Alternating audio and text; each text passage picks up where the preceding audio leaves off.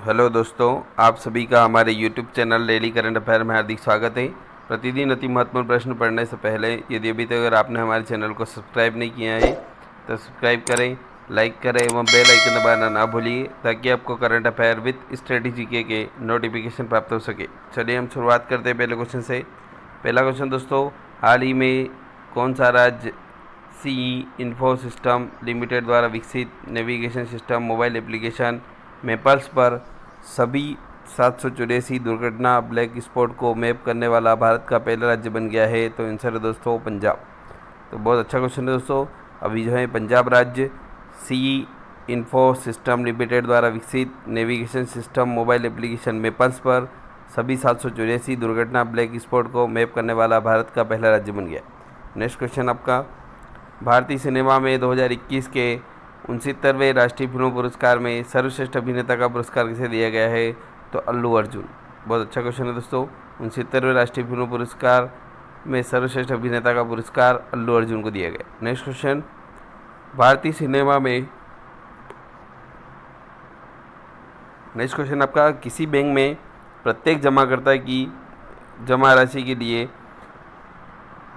DICGC द्वारा प्रदान की जाने वाली अधिकतम बीमा कवरेज सीमा क्या है? तो 5 लाख। तो बहुत अच्छा क्वेश्चन है और बहुत जानकारी के लिए आपको पता होना जरूरी है दोस्तों कि बैंक में प्रत्येक जमा की गई जमाकर्ता की जो जमा राशि के लिए DICGC द्वारा प्रदान की जाने वाली अधिकतम बीमा कवरेज सीमा 5 लाख है।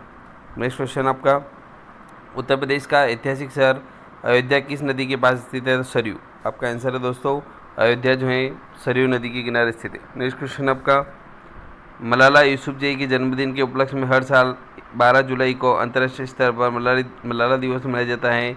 तो कौन सी पुस्तक उनके द्वारा लिखी गई है? तो वी आर डिस्पेज्ड।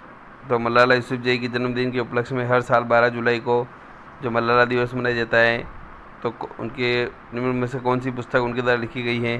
तो वी आर डिस्पेज्ड। नेक्स्ट क्वेश्चन आपका, वित्त मंत्रालय, भारत सरकार, प्रायोजक बैंक और संबंधित राज्य सरकार के बीच एक क्षेत्रीय ग्रामीण बैंक का स्वामित्व अनुपात क्या है? बहुत इंपॉर्टेंट क्वेश्चन है दोस्तों। जो क्षेत्रीय ग्रामीण रहेंगे इसका जो स्वामित्व है वह वित्त मंत्रालय, भारत सरकार और प्रायोजक बैंक और संबंधित राज्य सरकार के बीच 50-35-15 का रेशियो रहता है। तो ये आपको पता होना जरूरी है दोस्तों।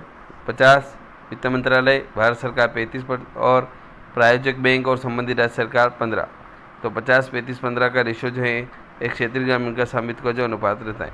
नेक्स्ट क्वेश्चन आपका, ग्लोबल ट्रेड रिसर्च इनिशिएटिव के आंकड़ों के अनुसार कौन सा देश वित्त वर्ष 2023-24 में भारत के सबसे बड़े व्यापारिक भागीदार के रूप में उभरा है? तो आंसर है दोस्तों चीन। तो अमेरिका को पीछे छोड़ते हुए दोस्तों चीन जो है भारत के सबसे बड़े व्यापारिक भागीदार के रूप में उभरा है। नेक्स्ट क्वेश्चन आपका, अग्रणी IT कंपनी विप्रो ने एशिया प्रशांत भारत मध्य पूर्व और अफ्रीका रणनीतिक बाजार इकाई के मुख्य CEO के रूप में किसे नियुक्त किया गया है? तो विनय फिराके। विनय फिराके को अग्रणी IT कंपनी विप्रो ने एशिया प्रशांत भारत मध्य पूर्व और अफ्रीका रणनीतिक बाजार इकाई के मुख्य कार्यकारी अधिकारी के रूप में नियुक्त किया गया। नेक्स्ट क्वेश्चन आपका, P श्याम निखिल जो हाल ही में भारत के 85वें शतरंज ग्रैंड मास्टर बने हैं किस भारतीय राज्य से है? तो वह तमिलनाडु राज्य से। दोस्तों P श्याम निखिल जो 85वें ग्रैंड मास्टर बने हैं ये तमिलनाडु राज्य से। नेक्स्ट क्वेश्चन आपका, बोंडला वन्यजीव अभ्यारण्य किस राज्य में स्थित है? तो बोंडला जो वन्यजीव अभ्यारण्य है ये गोवा में स्थित है। नेक्स्ट क्वेश्चन आपका, भारत में RTI अधिनियम कब लागू किया गया था? तो 15 जून 2005 को सूचना का अधिकार अधिनियम लागू किया गया था। बहुत अच्छा क्वेश्चन है दोस्तों। सूचना का अधिकार अधिनियम 2005 15 जून 2005 को भारत की संसद द्वारा अधिनियम किया गया था और यह अधिनियम 12 अक्टूबर 2005 से लागू हुआ। नेक्स्ट क्वेश्चन आपका, धन विधेयक किसकी सहमति की पूर्व सहमति से राज्य विधानमंडल में पेश किया जा सकता है? तो दोस्तों धन विधेयक जो है राज्यपाल की पूर्व सहमति से राज्य विधानमंडल में पेश किया जा सकता है। बहुत अच्छा क्वेश्चन है दोस्तों। धन विधेयक विधान परिषद में पेश नहीं किया जा सकता है, इसे केवल विधानसभा में ही पेश किया जा सकता है और वह भी राज्यपाल की अनुशंसा पर। दोस्तों ऐसे प्रत्येक विधेयक को सरकारी विधेयक माना जाता है, इसे केवल एक मंत्री द्वारा ही पेश किया जा सकता है। नेक्स्ट क्वेश्चन आपका, कौन भारत के राष्ट्रपति के चुनाव में भाग नहीं ले सकता है? तो राज्य विधान परिषद के सदस्य। राज्य विधान परिषद के जो सदस्य हैं वह भारत के राष्ट्रपति के चुनाव में भाग नहीं ले सकते।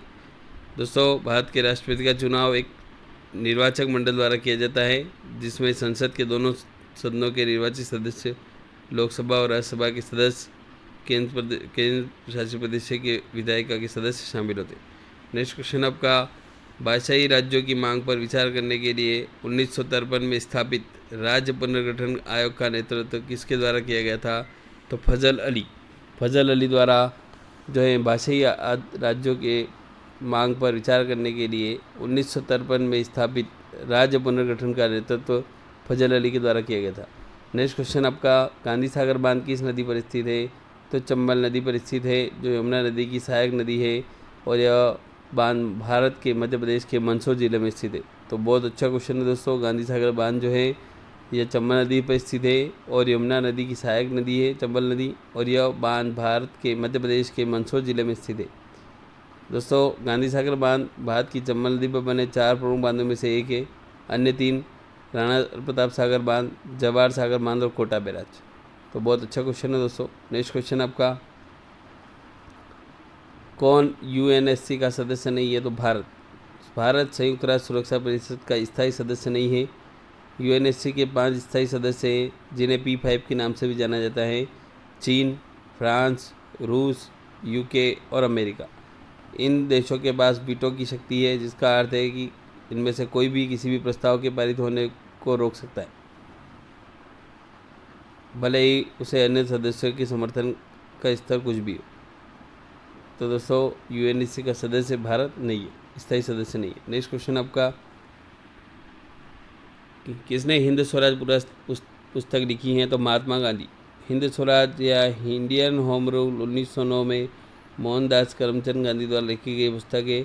इस पुस्तक में उन्होंने स्वराज, आधुनिक सभ्यता, मशीनीकरण आदि पर अपने विचार व्यक्त किए।